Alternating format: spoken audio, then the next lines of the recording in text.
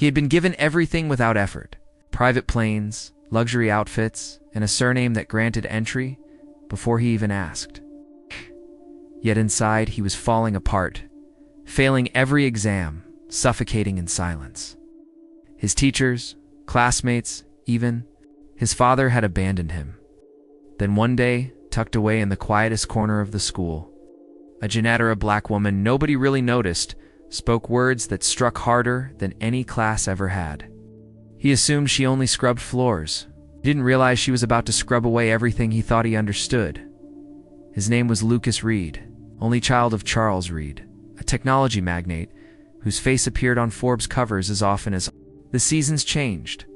Lucas grew up surrounded by private jets, personal chefs, and birthdays with celebrities as guests.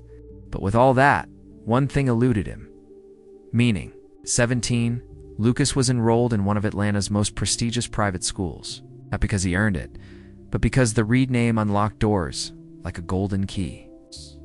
No exams, no interviews, just a wire transfer and a reputation that spoke louder than merit, within the polished halls lined with portraits of powerful alumni.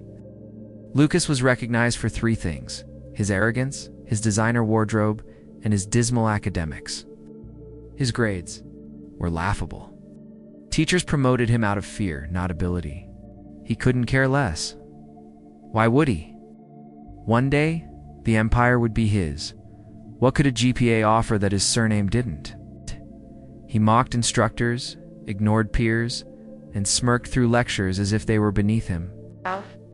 Him over his failing marks, Lucas leaned back and declared, "I could buy this school if I wanted." What grade changes that? The remarks spread everywhere, but no one dared challenge him. Faculty and students alike stepped lightly around Lucas, unwilling to risk losing the Reed family's donations. At home, things weren't brighter. Charles, his father, was a man carved from stone cold, disciplined. A billionaire who rejected excuses even from his son. "You're an embarrassment," Charles said one night after another troubling phone call from the school. "If you worked for me, you'd be fired." Lucas folded his arms, rolled his eyes. "But I'm not your employee. I'm your son." Charles's reply was sharp. "The world doesn't care. Either you build yourself into something, or you'll just be another spoiled heir with no backbone. And I won't carry you." The silence that followed was heavier than a blow. He wasn't joking. The next morning, Lucas walked into school unchanged, parked in the faculty lot, sliding out of his birthday Audi like a runway model. Students watched, some envious, others disgusted. But one gaze lingered differently. It belonged to an older black woman, likely in her 50s, mopping floors near a side entrance. Her stance was upright, her eyes quiet but sharp, her uniform wrinkled, yet her presence firm. Lucas didn't notice her. To him, she was invisible. Just a janitor, background noise. But school began to close in on him: more exams, more failures. Then came the crushing blow. His father froze his credit cards, took the car, and forced him to ride the bus like everyone else.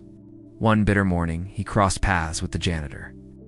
For the first time, he heard her softly reciting while she worked, "The only true wisdom is in knowing you know nothing." Lucas froze. "What did you just say?" Looked up, calm and steady. "Nothing you're ready to understand, boy." He laughed it off. But her words lingered. Soon, even walking the halls felt different, colder, smaller. Gone was the swagger. Now Lucas moved quietly, shoulders heavy. That morning, he received his literature test in a plain folded sheet. Expected a pity grade, maybe a low C instead. 18/100ths. Scrawled at the bottom, "Did you even read the passage?" He stared, blinked, forced a laugh, but no one joined him. Other results rolled: in math 24%, history 31%, biology flat 0. It stopped being funny. The counselor called him in again, her voice stern this time. "Lucas, you're not just misbehaving, failing. Statistically, you're at the very bottom of the senior class." He shrugged. "I'll get a tutor." Her reply cut deep. "You've already had 3. They all quit." Went silent. Leaving her office, Lucas slipped out a back door. There. She was again scrubbing a soda spill near the cafeteria. She looked up. smiled politely. He stopped. He said something about Socrates last time. She stood, wiping her hands. And you remembered? Yeah, stuck with me. Strange thing for a janitor to say. She crossed her arms. Stranger still, that a boy with the world at his feet can't pass a reading test. That stung. You used to teach, didn't you? She nodded. Not just philosophy. I taught much more before life knocked me sideways. Lucas hesitated, then said quietly, Teach me then, please. She studied him carefully. On one condition, you leave your name and pride. At the door, start from zero. Fine, he whispered. I can't keep failing. The next morning, Lucas arrived before dawn. The building slept under fog. He carried the notebook she had given him like it was sacred. He found her Evelyn in the east wing, polishing floors with calm precision, earbuds in, humming softly. He shuffled awkwardly, then spoke. Hey, you said you'd teach me. Evelyn pulled out one earbud, meeting his eyes. I remember, but I also said it wouldn't be easy. I don't care. I need this. Then let's begin. But first, my name. Evelyn Wallace. Lucas gave a faint smile. How long you been here? 3 years? Other schools before this? Before that? She paused, holding his gaze. I was a college professor. English and philosophy. His eyes widened. Why give that up for this? Evelyn folded her rag unashamed. Sometimes life strips away everything you thought belonged to you. What remains is what you know, and I still know how to teach. For the first time, Lucas saw strength without wealth. Where do we start? Tried reading last night. I don't even know how to begin, Evelyn said simply. That's the first truth. Pride tricks you into thinking you already understand. Admit you don't and real learning begins. I can read, Lucas muttered defensively. I never said you couldn't. But I'm talking about what lies between the lines. She handed him a battered notebook. Each morning before class, meet me here for an hour. Each evening after I finish cleaning, you write what you learned, what you felt, what you understood. No grades, just truth. Lucas opened the blank pages. They looked less like emptiness and more like an invitation. What if I fail again? Then you're finally doing it right. Days turned into a strange rhythm. Lucas arrived early. Evelyn greeted him with questions, not lectures. What did that sentence stir in you? Why did the character remain silent? Can you describe what courage sounds like? Slowly, the book stopped feeling like chores. Words began pulling at him, reshaping him. His notebook filled not with answers, but with thoughts, fears, and reflections. He wrote about his father, about pressure, about always feeling empty. Evelyn read everything. One night, while Lucas scribbled in the cafeteria, 2 football players passed by. Josh, the star, snickered, "Look at Reed, writing love letters to the janitor." Lucas tensed, ready to snap back, but Evelyn laid a gentle hand on his shoulder. "Shh, you don't measure depth," she whispered with a shallow ruler. One sentence pierced deeper than their mockery. Later, Lucas opened a message from his father.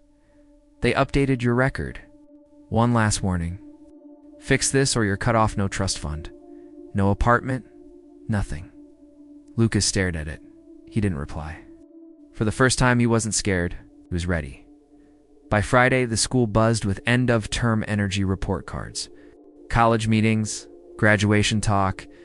Lucas walked through the crowd, clutching a folder filled with redone assignments, essays marked with praise, and a draft titled "The Illusion of Power," written at Evelyn's urging. For the first time in his life, he felt genuine pride in his work. He thought maybe, just maybe, his father might finally feel proud. But when he entered the office, Charles Reed was already waiting, standing at the window in a sleek gray suit, glaring at his phone as though it owed him a debt. "You're late," Charles muttered without lifting his eyes. "Let's finish this." The counselor, fidgeting nervously, passed over Lucas's updated report. Lucas reached for it, but Charles snatched it first. His eyes skimmed the pages. The grades had improved. Still imperfect, but steady progress paired with glowing comments from teachers. Demonstrates initiative. Participates with focus. Major. Shift in attitude. Charles closed the folder with a flat snap. "This is what you're calling progress?" Lucas breathed out. "Trying." "Trying with who?" Charles pushed. "The last tutor quit." "Who's helping you now?" Lucas hesitated.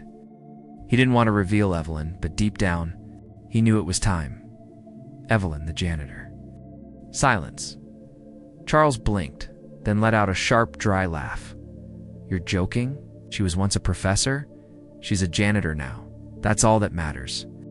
Lucas's voice rose. "She's taught me more than any of your overpriced tutors. She taught me how to think." Charles stepped closer, his voice dark and threatening. "You're disgracing this family. You're wasting time with nobodies who have nothing to give. She sees me. You never did." Charles looked at him like he was a stranger. "Keep this up, and you'll lose it all, Carr. Money, name, don't test me." The words seared Lucas's tongue, but he forced them out anyway. "Hey, baby." "I need to lose everything to figure out who I am." Charles said nothing, just turned and walked away. The next week, Lucas was quieter, angrier, but not broken. People noticed, students, teachers, rumors swirled. Some whispered Lucas was obsessed with the janitor. Others mocked him openly. Josh once again shared a video of Lucas with Evelyn. After hours, captioned, "Lessons from Losers." Lucas didn't flinch. Instead, he printed his essay and pinned it to the school's reading board. "Learning doesn't make me weak. Ignorance does." Lucas read. By the next day, the paper was gone, but the message had already sunk in. Monday morning brought an odd calm. The rain had lifted. The sky hung gray, but still. Lucas arrived early, coffee in one hand, notebook in the other, he found. Evelyn in a back hallway, mopping near the old science wing. She looked up with a raised brow, bringing peace offerings now. "Coffee and something else," Lucas said, passing her a cup. She studied him carefully. "You've got that?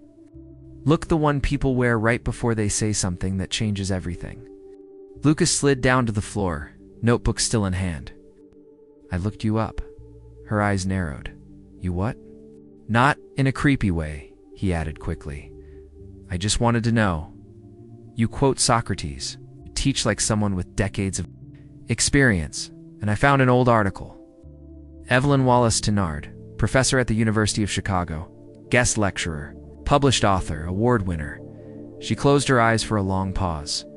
That woman existed. She just doesn't get invited back anymore. "What happened?" Lucas asked. Evelyn leaned on her mop handle. "I blew the whistle on a plagiarism scandal tied to a powerful dean. Refused the hush money. They blacklisted me quietly, permanently. Then the people I trusted vanished. And not long after, my husband died in a car crash on his way to a conference I organized." Lucas swallowed hard. "So you lost everything, except my mind," she said softly, and my voice. Lucas nodded slowly. "Then I want to make you a deal." She raised a brow. "What kind of deal?" "Teach me.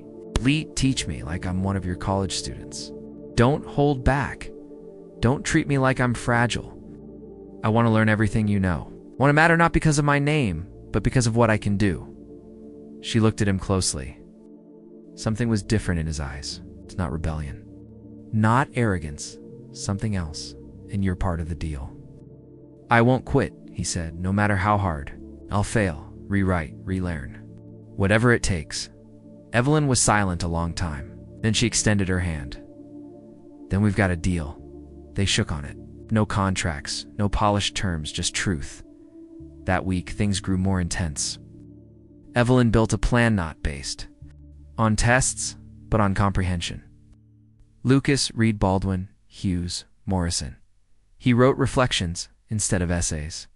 He questioned systems, injustice, even himself. Each night he handed her a notebook brimming with thoughts. Each night she returned it with questions that cut deeper. The school remained unaware. To them, Lucas was still figuring things out. But inside, a transformation was underway. A few days later, Lucas brought someone new to their evening session. "This is Priya," he said. "She's in my bio class.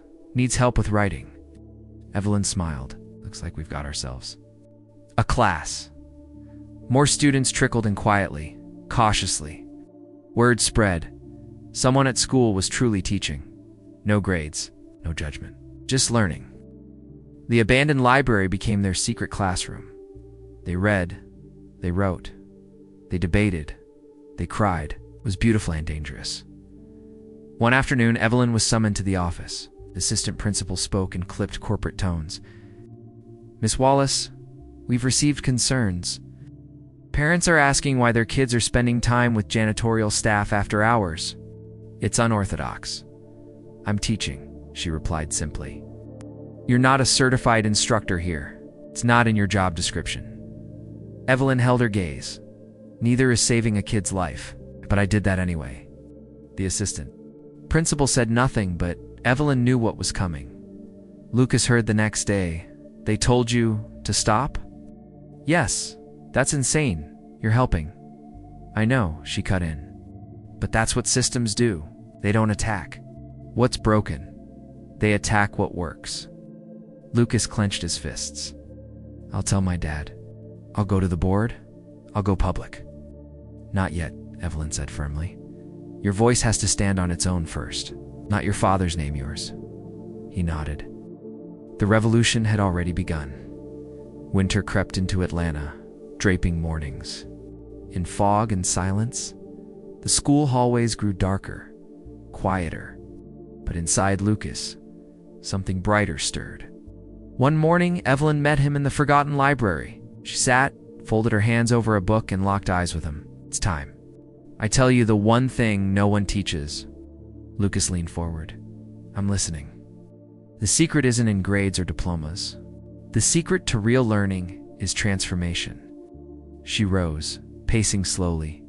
"Most people study to pass, to survive, to parrot what they're told and hope it's enough. But change doesn't happen that way.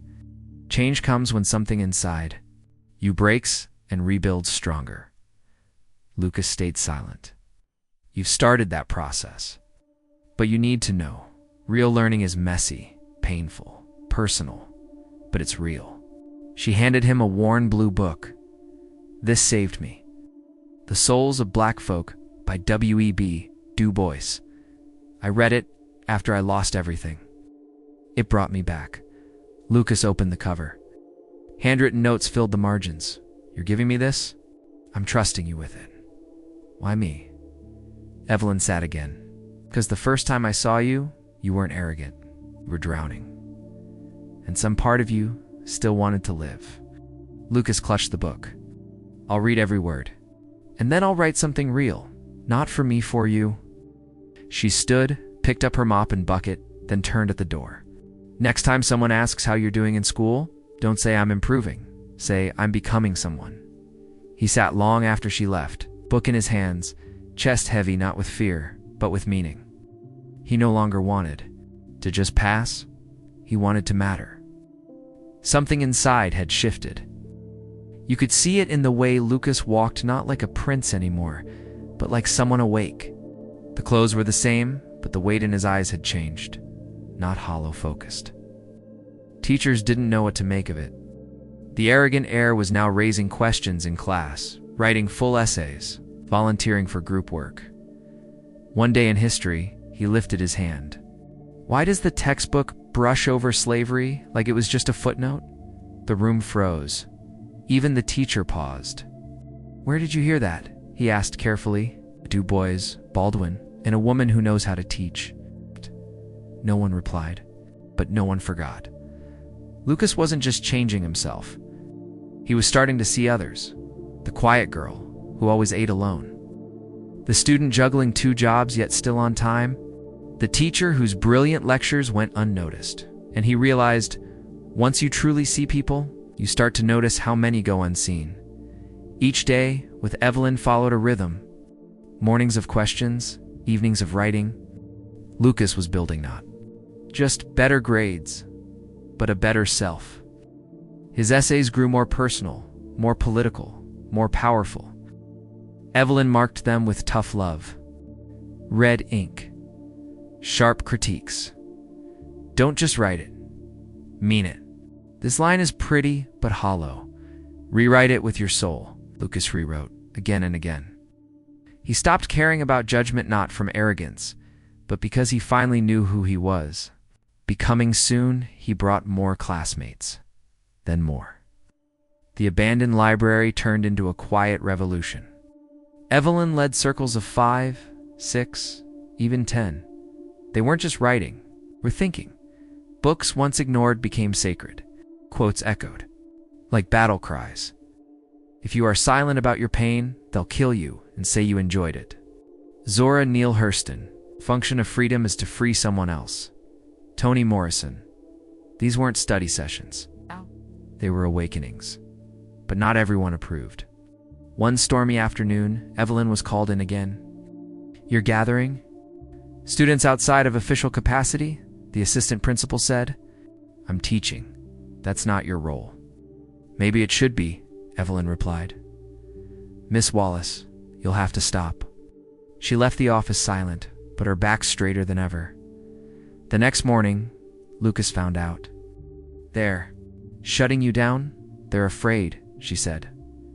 "Of what?" "Someone with no status teaching students how to have real power." "I'll go public. Call my dad." "No," she said, laying a hand on his shoulder. "Not yet. Your voice must stand as Lucas, not as a reed." He nodded, jaw tight. But inside, he knew the storm was near.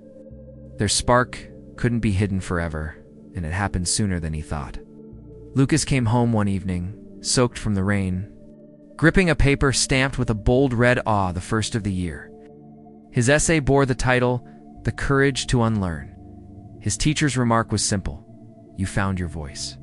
Lucas longed to show his father, not to earn praise, but to reveal something true. He spotted Charles leaning on a sleek new electric sports car, Bluetooth in ear, discussing acquisitions. "Dad," Lucas said, clutching the paper.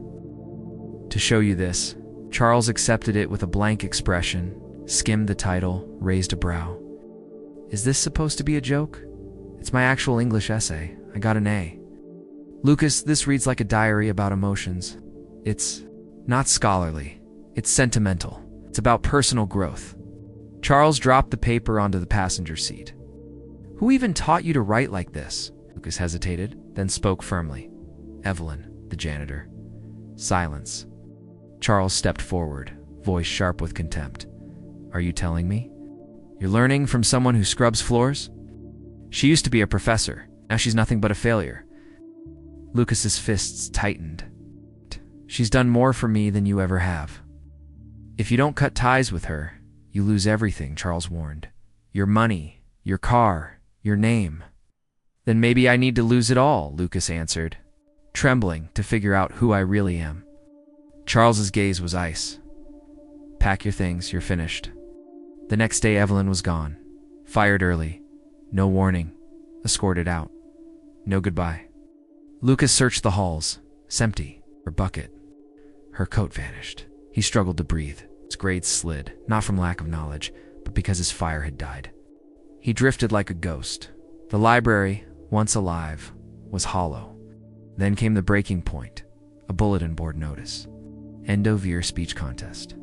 Theme: what it means to win in life. Lucas stared at it, went home and wrote. All night, not for credit, not for a grade. For her, the announcement was printed boldly at the school's entrance.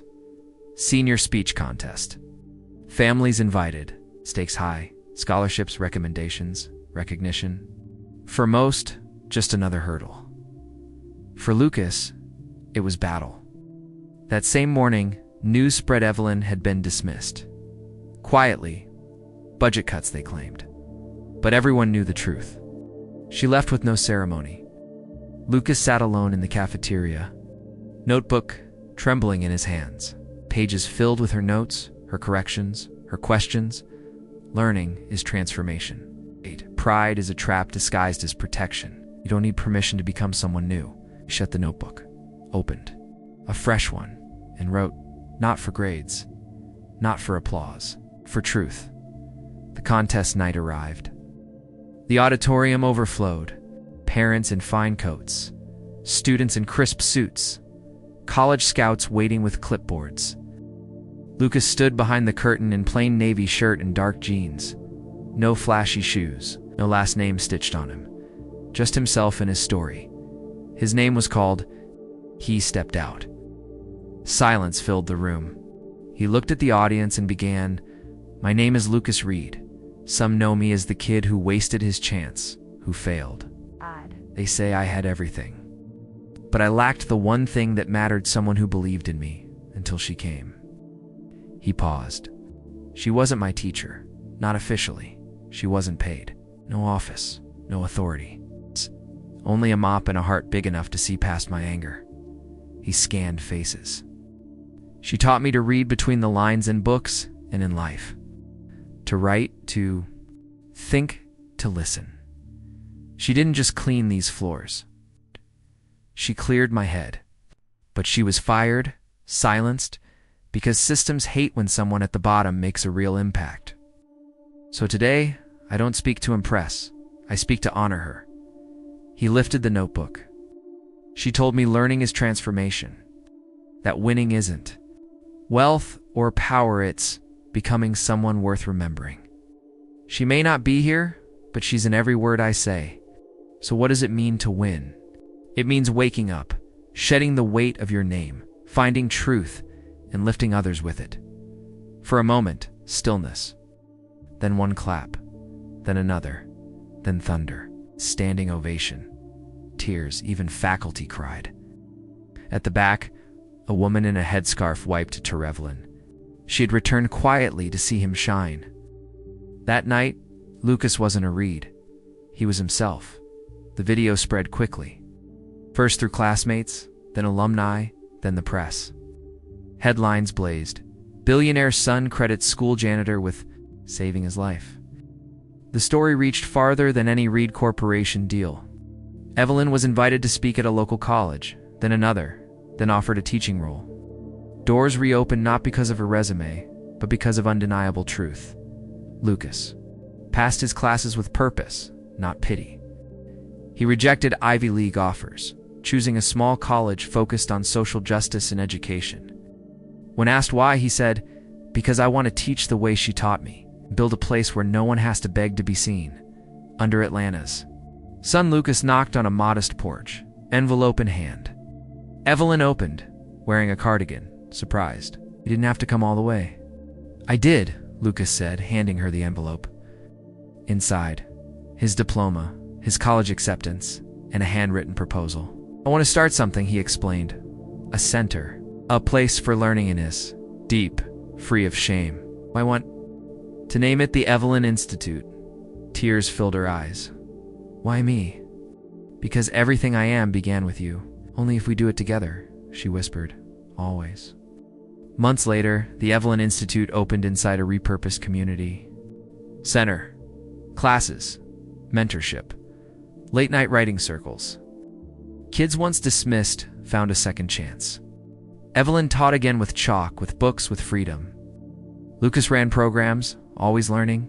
The city noticed, awards, articles. But the real victory came when a 12-year-old, struggling, handed Evelyn a notebook and said, "This place made me feel smart for the first time." She wept. So did Lucas. Even Charles appeared quietly at the opening, watching from the back as his son spoke of justice, humility, healing. Afterward, they met outside.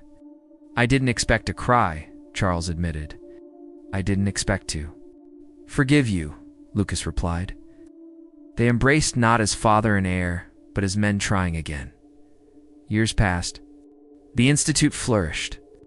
One evening, Lucas accepted a National Education Award. He stood on stage and said, "They said I failed at everything until I learned one truth. Greatness doesn't come from being seen. It comes from seeing others. And sometimes the greatest teacher isn't in a suit, but holding a mop, quoting philosophers when no one listens." Her name is Evelyn Wallace. She didn't just save my grades. She saved my soul.